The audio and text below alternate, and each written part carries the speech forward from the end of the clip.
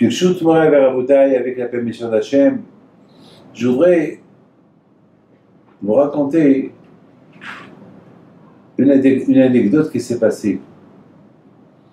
Que lorsque Abraham Abinu il a découvert Dieu,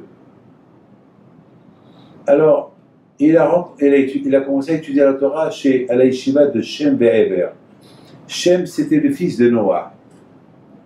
Et un jour, Abraham Abinu pose une question à Shem et Ever. Il leur dit, lorsqu'il y a eu le déluge, et vous étiez dans la Teva, dans l'arche de Noé, tu peux me dire, avec quel mérite vous êtes resté vivant?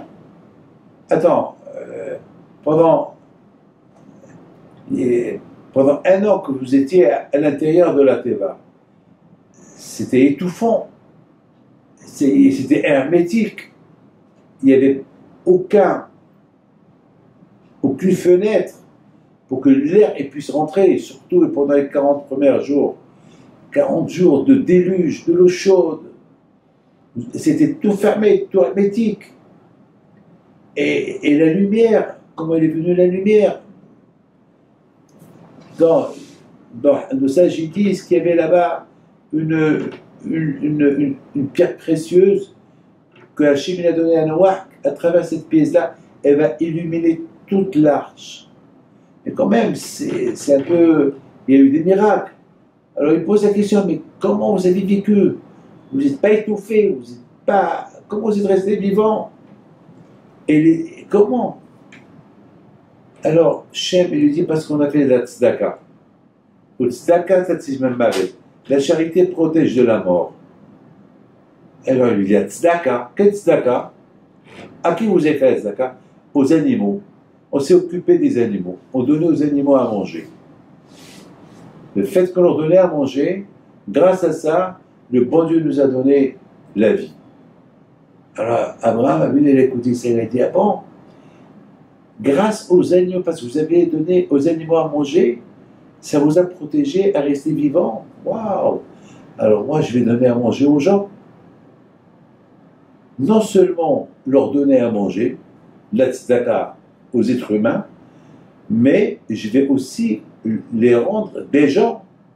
Je vais leur apprendre des métiers. Je vais les aider à devenir des bons monsieur qui leur fait découvrir qu'il y a Dieu. Les rendre à Hachem. Ils sont perdus, les pauvres. Il y a beaucoup de gens qui sont perdus. Il y a quelqu'un qui me dit il y a quelque temps, j'ai donné un cours de Torah, il me regarde comme ça. Il me regarde. Et après, il a commencé à jouer avec ses ongles. Après le cours, je l'appelle. Je dis, ça va? Je dis, je ne te connais pas, d'où tu es? Elle dit, non, je suis venu passer Shabbat là. Je lui dis, j'ai remarqué que le cours n'a pas fait aucun impact sur toi. Il me dit, non, je ne suis pas croyant. Mais non, je suis loin de tout ça. Et je ne l'ai pas ordonné. J'ai eu de la peine. J'ai eu de la peine pour lui. J'ai eu de la peine pour lui. Je me suis renseigné, qu'est-ce que tu fais là? Il est étudiant, il était de passage. Donc, j'ai arrangé à ce que, si Dieu veut, il passera les Shabbats, quelqu'un l'invite.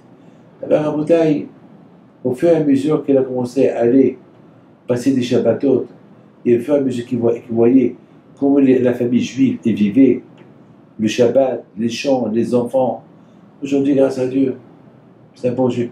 Vous savez combien des dizaines et des dizaines qu'ils ont découvert Hachem chez moi à la maison. Parmi ces dizaines aujourd'hui, il y a des rabbins. Qu'avant, ils respectaient ni Shabbat, ni Kasher, ni rien du tout. Rien. Ils étaient loin de la Torah. Et je les invitais à la maison pour faire Shabbat. Ils voyaient comment je m'occupais des enfants, par les livrets Torah, on chantait et on les accueillait bien. Et comme ça, ils sont devenus. Il y a un parmi eux qui était marié avec une Goya et qu'il ne pouvait pas, au fur et à mesure qu'il passait Shabbat chez moi, il avait des enfants et il a dit, je ne peux pas continuer à vivre comme ça. je peux pas, je lui dis, fais ce que tu veux, moi je me mêle pas, ta vie privée, mais fais ce que tu veux.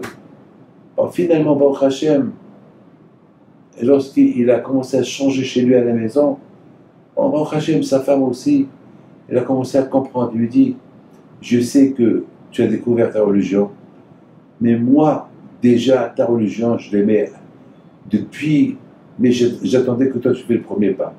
Et Baruch Hashem, aujourd'hui, elle s'est convertie, ses enfants aussi. Et Baruch Hashem, ils vivent dans la Torah, dans la religion. C'est ça, le travail de Abraham Avinu.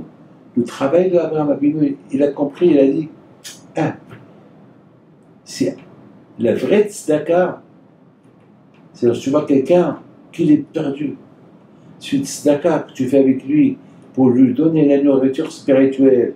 Bien sûr que l'autre tzedaka aussi, elle est importante. Lorsque tu vois quelqu'un qui est dans le besoin, il faut lui donner quoi manger.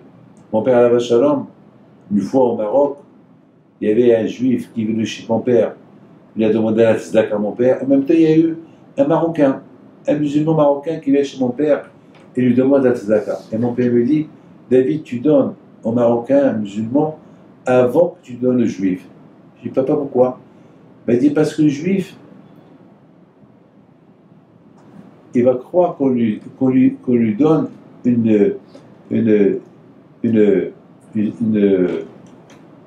on le préfère que l'autre.